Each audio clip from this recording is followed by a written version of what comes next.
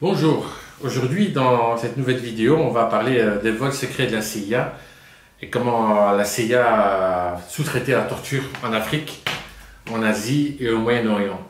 En fait, pour illustrer l'histoire, il faut imaginer un avion, un Boeing, qui vole dans l'espace aérien et qui s'arrête beaucoup en Allemagne et beaucoup en Irlande à l'aéroport Sharon Doherty. Alors il faut savoir que l'Allemagne et l'Irlande, ce sont des États démocratiques. Et surtout, ces deux pays, ils ont fourni un soutien logistique aux avions américains de la CIA pour kidnapper des citoyens sur les territoires européens, pour les faire extrader et les livrer à des dictatures comme le Maroc, l'Égypte, la Syrie et l'Ouzbékistan. Il y a eu aussi l'Afghanistan. Et donc, ces citoyens, ils ont kidnappé dans le territoire, ils ont été livrés à ces pays pour être torturés, pour acquérir des renseignements. Mais quand on voit le résultat aujourd'hui, parce qu'il y a eu des commissions d'enquête aux États-Unis et en Italie, le résultat, il est zéro. Ils ont dépensé beaucoup d'argent, beaucoup de ressources humaines, beaucoup d'infrastructures logistiques pour un résultat nul. Ces personnes qui ont kidnappé un total 119 ou 129, je ne me rappelle plus très bien combien, la plupart, le gros contingent, sont des innocents. Je vous donnerai des noms de pays qui ont torturé beaucoup.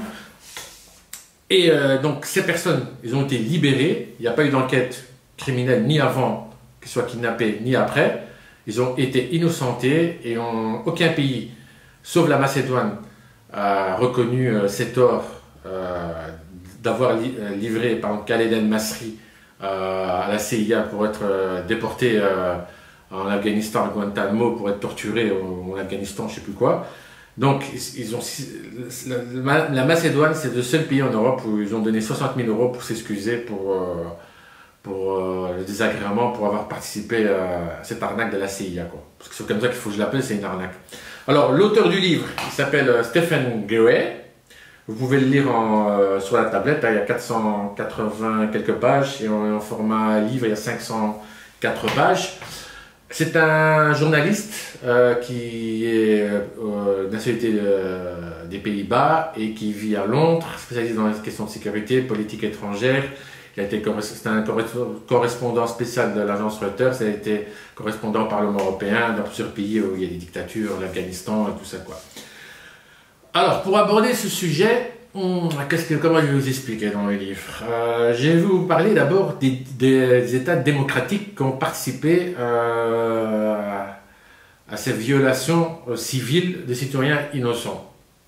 Et même si les gens qu'ils ont fait livrer, même si les personnes qui ont été kidnappées sur les territoires européens ou bien au Canada, aux États-Unis, pour être livrées à la CIA, pour être torturés, beaucoup sont innocents, même quelques-uns, ils avaient des faisceaux de soupçons contre eux. Mais il n'y a jamais eu d'enquête. Voilà. Alors, parlons des pays. Alors, l'Allemagne, on va parler d'un cas avec l'Allemagne. Il s'appelle Khaled El-Masri. C'est un papa de famille qui vit depuis une dizaine d'années. Il est citoyen allemand, il a la nationalité allemande, il a un passeport allemand, c'est d'origine libanaise. Ses enfants sont intégrés en Allemagne, il vit une vie normale, paisible. Il n'y a jamais eu d'enquête. Ni de dossier judiciaire ouvert contre lui, il n'y a eu rien du tout. Et pourtant, l'Allemagne, le BND, c'est les services secrets allemands, vont livrer des renseignements personnels sur Khaled El-Masri pour pouvoir être déporté, pour être torturé. Comment ils vont faire pour livrer des renseignements? Ils vont le mettre sur écoute, ils vont le suivre, mais ils vont surtout le mettre sur écoute, hein, sa connexion internet, ses coups de fil. En fait, Khaled El-Masri, c'est la fin de l'année, il veut faire un trip, il veut voyager en Europe, et donc il va prendre le Flixbus. Et donc les services secrets sont au courant qu'il va voyager. Et donc ils vont livrer ce renseignement aux Américains. Donc ils vont l'attendre. Et donc il prend le Flixbus. Hein, c'est un bus qu'on peut voyager en Europe avec, hein, qui est économique. Donc il va se présenter à la frontière, dans le Flixbus, à la frontière macédonienne. Là il va se faire arrêter par les douaniers. Le bus il va repartir faire son trajet. Une vingtaine d'agents de services secrets vont le prendre en charge. Ils vont l'emmener dans un hôtel en Macédoine qui se trouve à 600 mètres de l'ambassade ou à 800 mètres. Et là, il va être détenu pendant une vingtaine de jours, interrogé. Ils ne vont pas le torturer, pas encore. Il ne peut pas bouger, il est dans sa chambre. Tout ce qu'il fait, il y a toujours des paires d'yeux qui sont branchés sur lui, quoi. Donc, il ne le lâche pas des yeux, les mecs du service secret macédonien. Et donc à la fin, ils vont les livrer aux États-Unis et là, il va être torturé. Ça, c'est le premier cas. Alors, ce cas-là, il est célèbre parce qu'en fait, il va être libéré, innocenté, et donc il va se pointer chez un avocat allemand, et là, il va porter plainte aux États-Unis, et donc il va se rendre avec son avocat, là, et les États-Unis vont le refouler à la frontière parce qu'ils ne veulent pas le voir parader à la télévision sur les chaînes américaines. Et donc là, à la fin, il y a des ONG qui vont l'aider, hein, les défenses des droits de l'homme et tout ça, des libertés civiles aux États-Unis. Et là, il va toucher 70 000 euros de la Macédoine qui va s'excuser de l'avoir arrêté parce qu'il n'y avait pas d'ordre judiciaire, il n'y avait pas de mandat d'arrêt contre lui, il n'y avait rien du tout, quoi. Donc, tout cela est possible parce que George Bush, quand il y a eu le 11 septembre, les attentats contre les tours jumelles à New York, aux États-Unis, il a dit « Vous êtes avec nous ou contre nous ?» Avec nous, ça veut dire que tout le monde doit coopérer, donner des renseignements, livrer des suspects pour être torturés. Et beaucoup de pays vont participer en Europe, au Moyen-Orient, en Afrique où il y a beaucoup de dictateurs, il y a beaucoup de dictatures. Et donc, il y a des pays qui vont participer, plus que participer même. Et on va commencer par deux groupes de pays. On va commencer par l'Europe et puis l'Afrique, essentiellement, parce que l'auteur il s'est intéressé à 3-4 pays, quoi. Et donc,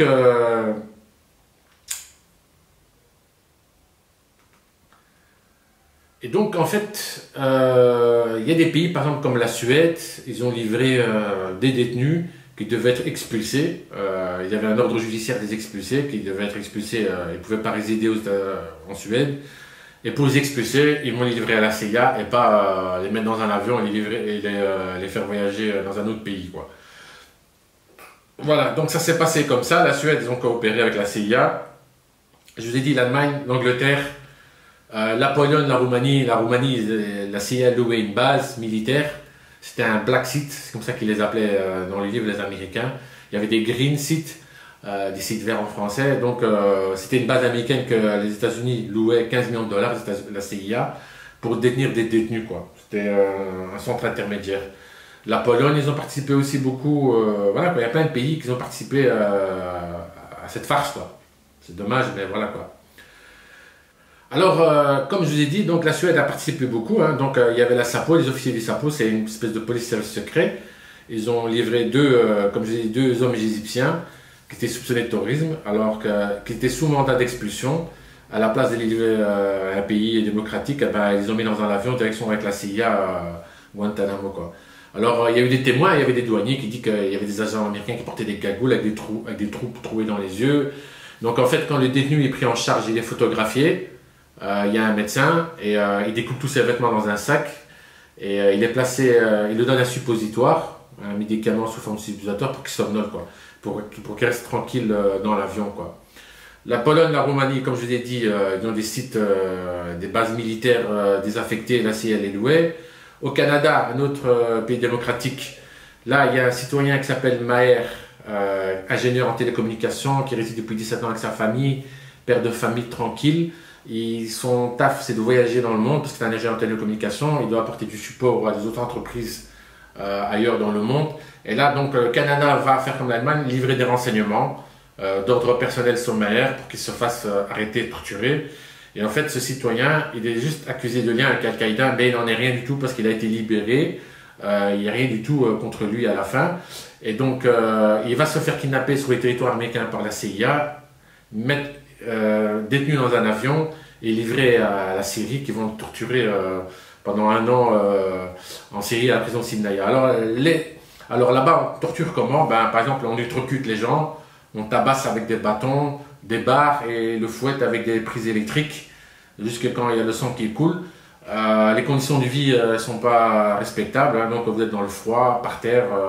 J'ai lu dans le livre qu'il y avait des espèces de tombes. C'est comme une tombe, hein, vous êtes enfermé dedans comme dans une tombe, quoi, vraiment minuscule, et vous vivez là-dedans, quoi, tous les jours. Vous attendez que vous êtes torturé, chacun à son tour, quoi. Alors, le gouvernement britannique, autrichien, ils sont soupçonnés d'avoir enlevé des citoyens aussi pour les livrer aux États-Unis. Alors, on a vu par exemple qu'il y a des États, malgré que vous êtes citoyen, vous avez la nationalité du pays, vous êtes ressortissant du pays, vous pouvez être livré à la CIA. Alors, dans les cas à 100%, tous ceux qui sont fait kidnapper en Europe, livrés à la CIA pour mettre dans un avion et envoyés à l'étranger, la plupart ils avaient des passeports, des nationalités du pays où ils résidaient, quoi. Donc en fait, ça nous dit qu'en fait, il y a deux types de citoyens. Il y a les citoyens qui sont natifs du pays, qui ont le passeport. Ceux-là, généralement dans le livre, il n'y a pas de Pierre, il n'y a pas de Jules dans le livre. C'est toujours des Moyen-Orient, des Africains qui sont arrêtés, livrés. Et en fait, les Blancs, eux, n'ont rien, mais les étrangers, qui sont d'origine étrangère, malgré qu'on a la nationalité, moi je suis né en France, j'ai la nationalité française, mais je peux être livré à la CIA. C'est ce qu'on voit dans le livre. Donc c'est toujours des personnes d'origine étrangère, bien naturalisées, qui se font livrer à la CIA. C'est jamais des ressortissants locaux blancs, quoi, avec la peau blanche, quoi. Alors la Bosnie, ils ont collaboré aussi, hein, donc c'est ce qu'on voit, quoi. Alors en Allemagne, il y a un détenu qui, ça je vous ai dit, en Allemagne, il y avait aussi Abu Omar, qui a été arrêté en Italie. C'est un imam en Italie.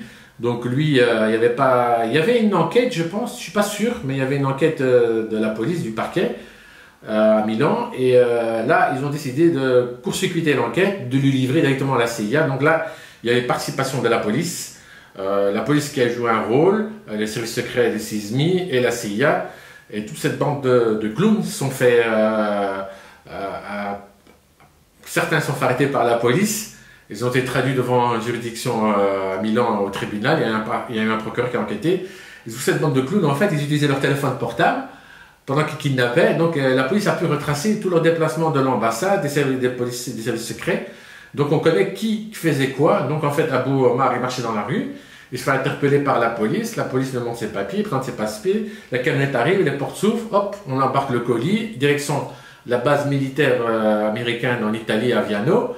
Et là, il embarque pour l'Égypte, et là, il sera torturé aussi pendant des années. Et là aussi, de nouveau, il sera libéré à la fin, sans enquête, sans rien du tout. Alors, c'est la bande de clowns, qui est italien, là, parce que si vous avez regardé, la toute première vidéo que j'ai publiée sur ma page YouTube, le maître américain, la CIA en Italie, elle est comme chez elle. Quand je vous dis qu'elle est comme chez elle, elle opère comme elle veut. Elle a des policiers qui travaillent pour elle, pour la CIA, et ils apportent du support pour les écoutes téléphoniques. La CIA aux Italiens, c'est un service secret qui est nul. C'est pas comme chez nous, la DGSE ou la DGSI, c'est pas comme ça là-bas que ça marche. Là-bas, la CIA, elle opère comme elle veut. Et donc, ce premier livre, j'avais raconté ça, qu'il y avait des opérations en Italie, de la CIA, de la corruption, des remises de mallettes de la CIA avec les services secrets italiens. Donc là-bas, la police, parce qu'il y a une justice, il y a des procureurs italiens qui ont pu enquêter sur cette affaire. Il y a eu des inculpations contre les agents italiens de la CIA, contre les CISMI, le big boss des CISMI qui avait menti, les policiers. Donc tout ça, ça a pu être retracé. Donc on connaît la vérité. Il y a eu des poursuites. Le premier ministre italien, Silvio Berlusconi, il a signé un décret pour... comme le président américain est fait, donc il a levé les condamnations, il a absous les agents américains. Vous fouillez sur YouTube, vous verrez tout ça. Moi j'ai lu le livre, il est très très bien. Maintenant, bon, je vous ai parlé du Canada. Donc le Canada, il a participé au kidnapping. Hein. C'est interdit par la loi, et ça viole les conventions de la liberté. C'est répréhensible par la loi. Le Canada, les États-Unis, les pays européens. Ceux qui n'ont pas participé, c'est la France, la Belgique, le Luxembourg, la Suède, non, le Danemark, ça je sais pas, la Norvège, j'en sais rien non plus. Il y a des États qui n'ont pas participé, l'Autriche elle a participé, ça je le sais. Il y a des pays qui n'ont pas participé. Il y a eu des vols, je vous ai dit, ils apportent soit du support logistique pour les avions, ou soit du renseignement humain pour arrêter les gens, et pour les détenir et les extrader illégalement, quoi, sans mandat de la justice, quoi. On va s'intéresser au deuxième pays, c'est les dictatures. Alors j'aime bien parce que l'auteur du livre, il s'intéresse principalement à des pays comme par exemple le Maroc, parce qu'il y a eu beaucoup de détenus. Donc ça c'est un autre groupe de pays, le Maroc, l'Égypte, la Syrie et l'Ouzbékistan. Alors l'Ouzbékistan, il y a d'autres pays aussi, hein. Mais l'Ouzbékistan, c'est quasi industriel la torture sur l'opposition politique. Ce sont toutes des dictatures où l'opposition, les journalistes vont en prison, où il n'y a pas de liberté d'expression, il n'y a pas de liberté d'association. Donc ce sont des dictateurs hein, avec des rois ou bien avec des maréchals, comme en Libye, tout ça. La Libye, ils ont participé aussi, hein, avec la CIA, ils ont accepté des ressortissants qui ont été kidnappés pour être torturés. Donc tous ces pays, c'est hors cadre judiciaire, on torture, quoi. Donc voilà, quoi. Alors on va commencer par le Maroc. Hein. Donc le Maroc, il a détenu 28 prisonniers, qui sont livrés par la CIA. Alors le Maroc, il avait une idée, c'est de faire construire une prison pour la CIA, pour les torturer. Donc les Américains étaient prêts à financer cette prison, et au final, ils n'ont pas fait. Et donc, ils ont été détenus dans un centre des services secrets. Ces citoyens qui ont été kidnappés, ces détenus. Pendant 18 mois, par exemple, à Rabat, il y avait Binyam Mohamed. Et donc, il a pu livrer son témoignage à la fin, quand il a été extradé du Maroc vers Guantanamo. Il a pu rencontrer son avocat qui s'appelle Stafford Smith. Et donc, il explique comment ça s'est passé au Maroc quand il était détenu et torturé par les services secrets marocains. Alors, il faut savoir aussi qu'au Maroc, bon, la torture, c'est quelque chose de normal. Hein. On torture les gens, les citoyens marocains. Là, c'est pour le compte de la CIA. Donc, au Maroc, il y avait un centre d'interrogatoire près de Rabat, près du zoo. Et donc, les détenus, il explique qu'il entendait les cris des animaux. Il y avait donc 6-7 hommes et une femme qui parlaient le français et l'arabe. Il y avait 2 équipes de tortionnaires dans la maison. Je suppose que c'est une pour le jour, une pour la nuit. Et donc... il est torturé là, quoi. Alors, la technique de torture au Maroc, la spécialité, c'est de torturer avec une lame de rasoir sur les testicules, sur les parties génitaux. Donc, ils sont torturés, il y a des détenus qui sont fouettés, donc ils prennent aussi un bâton, ils l'enfoncent dans l'anus du détenu, c'est ce qu'il raconte quoi, dans le livre, Stephen Gray. Et donc, cette prison était gérée, ce centre de torture à Rabat, qui s'appelle le centre d'interrogatoire de Temara, près du zoo de Rabat. Et donc, en fait, c'est la DST, la direction service de sécurité intérieure du Maroc. DST dirigée à l'époque par Amidou Lanigri. Donc, il y avait un autre aussi détenu au Maroc, célèbre, qui a été innocenté aussi, qui s'appelle Abou Al-Qassem Britel, naturalisé italien, détenu 9 mois. Donc, lui, il explique qu'il a été battu tout le temps, il était enchaîné. Donc il le frappait avec des bâtons, avec des barres de fer, comme dans toute dictature, c'est comme ça qu'il faisait parler les gens. Alors ni l'un ni l'autre n'ont été accusés, à la fin ils ont été libérés, quoi. Alors un état qui est pire aussi dans la dictature, où c'est quasi industrialisé comme en Syrie, c'est l'Égypte. Là on pratique la torture à la chaîne. Dans le livre on voit qu'en fait les agents de la CIA savent très bien qu'un détenu, s'il passe par le centre de torture en Égypte, il a des quasi-chances de mourir. Donc là on fait comme au Monopoly, donc le détenu quand il arrive pour être torturé, donc il va disparaître pendant 3 mois du circuit officiel, et il va être détenu dans une prison près de... Comment ça s'appelle? Elle s'appelle prison de sécurité maximale, elle s'appelle Al-Aqrab, c'est-à-dire le scorpion, c'est en périphérie de la ville du Caire, quoi. Et donc pendant 3 mois, ce détenu va être torturé, interrogé, et en fait, pendant ces 3 mois, après, il va pouvoir être présenté à un procureur, et donc là, en fait, ils attendent qu'en fait les cicatrices disparaissent, quoi. Ils ne laissent pas de traces, quoi, pour pas que le procureur voit quelque chose. Donc, tout le monde à la CIA sait très bien que la Syrie et le Maroc participent à les tortures, donc ils sont livrés là-bas comme au supermarché, quoi.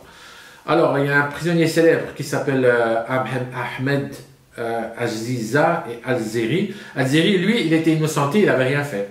Donc, ils expliquent qu'ils ont enfermé dans une cellule d'1,5 mètre sur 1,5 mètre, avec manque de sommeil, dans une cellule froide, glaciale. Ils ont été torturés pendant 2 mois où on pratique les décharges électriques. Donc en fait, ils placent des électrodes sur les parties génitales, sur les parties sensibles au cou, et ils vous électrocutent, et ils pratiquent des électrocutions sur votre corps avec la surveillance d'un médecin, quoi. Alors ils frappent les détenus, ce que je vois dans le témoignage, hein, donc ils frappent les détenus sur tout le corps. C'est souvent des détenus qui sont suspectés de terrorisme. Alors, ils expliquent que donc, vous êtes debout, tout nu, les yeux bandés, les mains menottées derrière le dos, le ventre contre le mur et dos face au tortionnaire. Et donc, ils vous commencent à vous frapper avec un grand bâton, c'est comme ça que ça marche. Ça, c'est le premier jour. Ils vous mettent debout, hein, aussi sur une table, et vous disent de signer vos aveux. Donc, ils fabriquent vos aveux, c'est filmé sur la caméra, vous devez signer. Vous avez les mains attachées aussi sur le dos, et ils électrocutent la tête avec un taser, et vous obligent à signer une déposition bidon. Vous avez soi-disant dit quelque chose alors que c'est faux. Alors ils inventent aussi des crimes imaginaires, et donc si vous perdez connaissance pendant qu'ils vous électrocutent, ils recommencent, quoi. Et là ils vous électrocutent la tête, quoi. Alors, ils expliquent aussi qu'en fait, il y a des tortionnaires qui tiennent la barre, et vous êtes suspendu comme un poulet, suspendu, donc vous avez les mains attachées avec vos pieds, et là, vous avez votre anus qui est ouvert devant tout le monde, et donc là, ils vous enfoncent un bâton dedans pour que vous criez, quoi, pour que vous criez de douleur. Alors, ils ont aussi des techniques pour déboîter les épaules, hein. Donc vous êtes suspendu en l'air, jusque quand l'épaule se déboîte, vous criez de douleur, quoi. Donc quand vous voulez arrêter, ben, il faut signer, il faut raconter, il faut parler, il faut inventer, quoi. Alors il y a aussi une autre fois, un des deux détenus raconte qu'il était menotté debout contre le mur, et le tortionnaire il enfonce un bâton dans l'anus par derrière aussi. Voilà, quoi. Donc ce sont les techniques, des séances de torture, quoi, en Égypte qu'on utilisait, quoi. Bon, qu'est-ce que je peux encore dire? Alors, ils expliquent que les tortionnaires aussi, ils vous forcent à utiliser des positions douloureuses pendant des heures, pendant qu'ils continuent à vous tabasser, à vous surcuter, à vous interroger. Il y a un autre, il dit aussi qu'elle a été électrocutée à la tête, aux testicules, sous les aisselles. Il jette aussi de l'eau chaude sur le détenu pour que vous créez une douleur. Et chaque fois quand il vous asperge, vous perdez conscience, il vous asperge avec de l'eau, quoi, pour que vous vous réveillez, quoi. Voilà, ça c'est... La CIA savait qu'il y avait des risques de mourir en prison sous la torture. Il y a des détenus qui disparaissaient, quoi. Et dans la liste, sur le site, je mettrai des liens, sur le site de Mother Jones, il y a la liste des détenus. Il y en a 119 ou 129 qui ont été torturés, détenus et kidnappés par la CIA, livrés à des dictateurs, et donc voilà. Il y avait au Pakistan, il y avait en Asie, l'Ouzbékistan, une dictature aussi, on n'entend jamais parler. Là, ce sont les détenus de l'opposition politique qui sont détenus. Alors, il faut savoir que dans ces pays, les dictateurs, là, dans ces pays en Afrique, par exemple, quand ils avaient un détenu pour être torturé, ben, ils lui faisaient signer des faux aveux sur l'opposition politique. Donc, les détenus, soi-disant, il avait dit, voilà, M. X s'est fait de la politique dans le pays, il a dit qu'il voulait faire ça, ça, ça, ça. Et donc, ces dictateurs, ces services secrets des dictateurs en Égypte et au Maroc, ils présentent ce rapport d'enquête à la CIA et disent aux Américains, vous voyez, on a arrêté un terroriste et il a avoué qu'il faisait partie de l'opposition politique, qu'il voulait faire péter, qu'il voulait commettre des attentats. Donc, en fait, il utilise des faux aveux, il crée des faux aveux sur la torture pour justifier la répression contre l'opposition qui était démocratique et politique, quoi. C'est comme ça qu'on voit dans le livre comment ça fonctionne, quoi. Pakistan, je ne pensais pas qu'il y ait des services secrets pakistanais, mais ils avaient un site pour les Américains pour que les détenus soient torturés. Là, ils racontaient que des témoins, des agents, ils étaient habillés avec des bottes de Mark Timberland. Elle est pas mal, elle est pas mal. Donc, au final, qu'est-ce qu'on peut dire? Que la torture, ça ne marche pas. Qu'un détenu peut avouer des aveux imaginaires. Au résultat, avec la commission sénatoriale d'enquête aux États-Unis et en Europe, le Conseil de l'Europe, les aveux qui ont été stockés sous la torture et n'ont pas produit de plus-value, c'est-à-dire qu'on n'a pas pu éviter des attentats grâce à ces aveux, on n'a pas pu acquérir des nouveaux aveux, des nouveaux faits pour arrêter les vrais terroristes. Le résultat, il est zéro. Perte de temps, perte d'argent, perte de ressources humaines, c'est nul. Le résultat a été quasi nul, nul, nul, nul.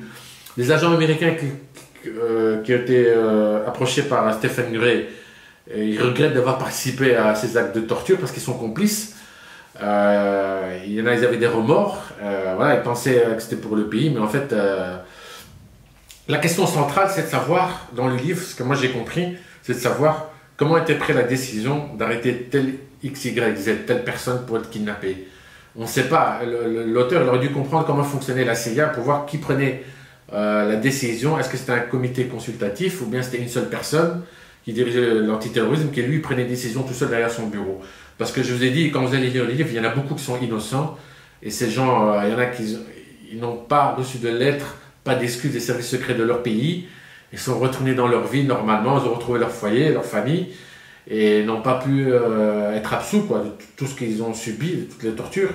En Italie, il y a eu des poursuites judiciaires contre 16 agents, 8 agents de la CIA, le chef de la station américaine Castelli, et il voulait prendre sa retraite en Italie, il avait acheté une villa, mais la télévision était sur lui, quoi, donc plus la ville, donc lui, il a fui, ils ont tous fui, et puis Berlusconi, il a absous tout le monde, voilà quoi. Jeff Castelli, donc voilà, il a été condamné par contumace à 7 ans de prison pour l'enlèvement d'un imam en 2003, quoi. Donc toute cette histoire, c'est un nouveau scandale, quoi, avec la complicité de nos États, c'est dommage. Mais il y a des États qui n'ont pas collaboré, ce sont les plus courageux. Moi j'en ai identifié 3, la France, Luxembourg, la Belgique. Je ne sais pas si la Grèce a participé ou pas, ou bien ils ont donné un soutien logistique à des avions de la CIA. Il y a la liste, je mettrai les liens en dessous de la vidéo sur YouTube des rapports, hein, vous pouvez lire les PDF, vous pouvez trouver pour ceux qui veulent passer du temps. Moi j'ai juste survolé tout ça, j'ai bien compris l'affaire. Une affaire de nul par des incompétents. Désolé de le dire, mais c'est la vérité. Voilà, c'est fini pour moi. À bientôt.